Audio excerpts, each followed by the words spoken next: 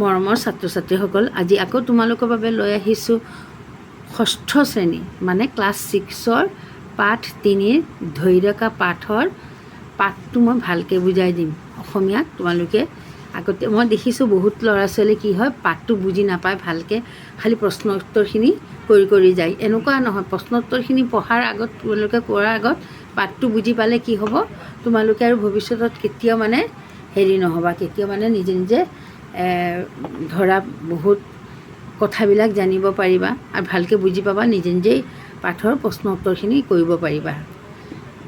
ধৈৰ্য কা पाठ जातक कथा। এতিয়া কি जातक कथा মানে কি? गौतम बुद्ध के जीवन से संबंधित नीतिपरक कथाओं को हम जातक कथा के रूप में जानते हैं। মানে বুদ্ধদেৱৰ জীৱনৰ সম্বন্ধিত যিবিলাক নীতিমূলক কথাবিলাক আছে, সেই কথাবিলাকক কি বুলি জাতক কথা বুলি কোৱা হয় বা জাতক কথা বুলি আমি মানো। इस पाठ में धैर्य का महत्व के बारे में बताया गया है। এই পাঠত কি হৈছে, ধৈৰ্যৰ মাহাত্য মানে ধৈৰ্য ধৰিলে যে কি হয় তাৰ গুণাগুণৰ বিষয়ে মানে কোৱা হৈছে। এতিয়া পাঠটোত কি আছে চোৱা।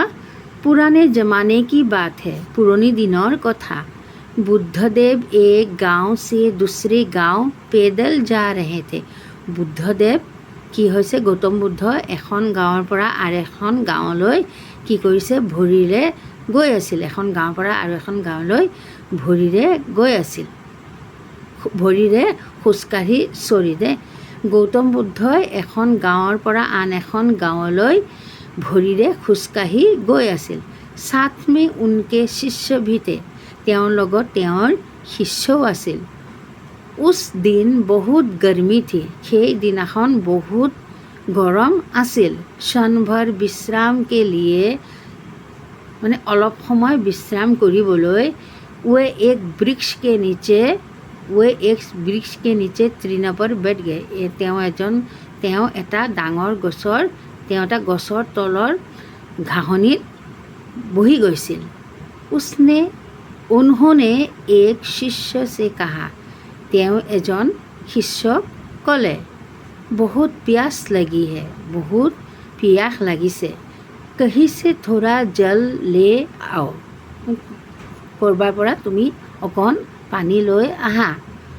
শিষ্যনে आस पास देखा, শিষ্যজনে চাৰিওপিনে চালে, ওচৰে পাজৰে চালে। वहाँ एक छोटा सा पोखर था, তেওঁ দেখিলে যে এটা সৰু এটা পুখুৰী তাত আছিলে। पोखर में एक बैल जल पी रहा था, সেই পুখুৰীত এটা বলদ গৰুৱে পানী পি আছিলে। শিষ্য वहीं से जल लेने के लिए आगे बढ़ा, শিষ্যজনে তাৰ পৰাই পানী ল'বলৈ আগলৈ যাবলৈ ধৰিলে। আগবাঢ়ি তাৰমানে আগবাঢ়ি গ'ল, আগবাঢ়া মানে আগবাঢ়ি গ'ল। उसे देख कर बैल डर गया, তেওঁক দেখি সেই বলদ গৰুটো কি কৰিলে, ভয় খাই গ'ল।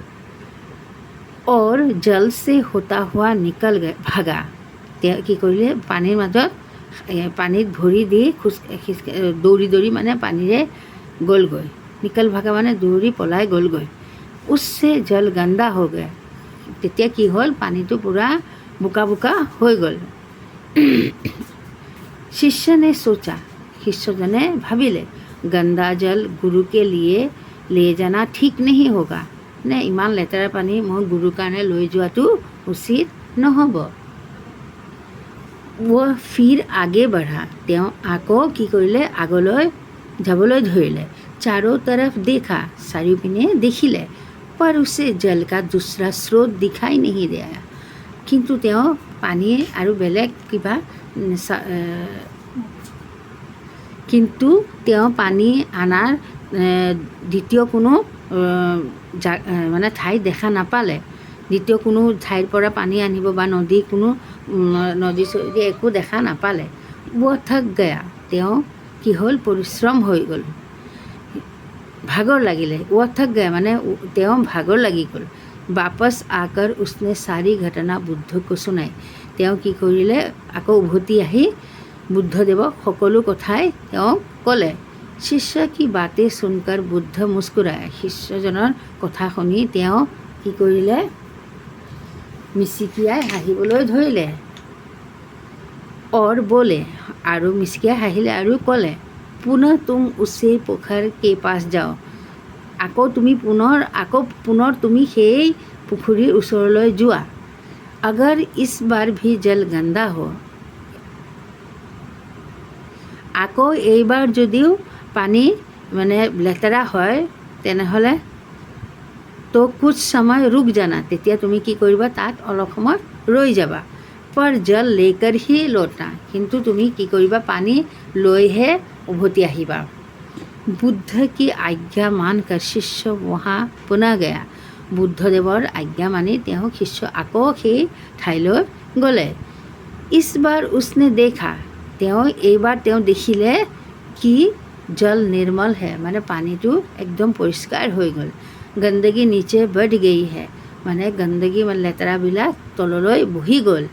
शिष्य अब पात्र में जल भर कर बुद्ध के पास लौटा। শিষ্যজনে কি কৰিলে, পাত্ৰটোত পানী ভৰাই বুদ্ধদেৱৰ ওচৰলৈ আহিলে। পাছ লৌটা মানে তেওঁৰ ওচৰলৈ উভতি আহিলে। बुद्ध ने उससे पास बुलाकर कहा, বুদ্ধদেৱে তেওঁক ওচৰলৈ মাতি আনি ক'লে, इस छोटी सी बात को तुम सदा याद रखना। এই সৰু কথাটি তুমি সদায় মনত ৰাখিবা। इससे तुम्हें धैर्य का पाठ मिलेगा। ইয়াৰ ফলত তোমাৰ কি হ'ব, ইয়াৰ ফলত তুমি ধৈৰ্য ধৰিবলৈ তোমাৰ শিকিবা। তুমি মানে ধৈৰ্য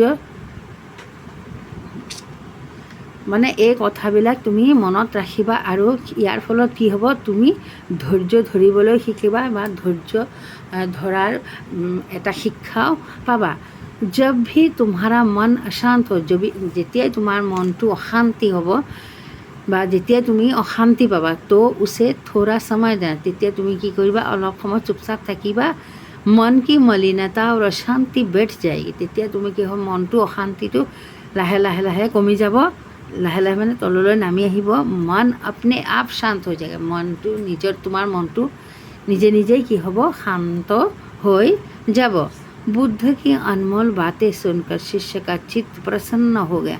বুদ্ধদেৱৰ এই অনমোল মানে মূল্যৱান কথা শুনি তেওঁৰ শিষ্যৰ মনটো কি হ'ল, মনটো তেওঁ প্ৰসন্ন হৈ গ'ল মনটো।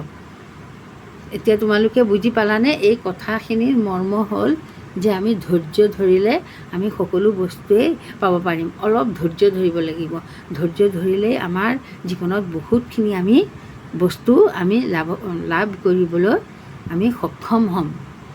এতিয়ালৈ ইমানেই।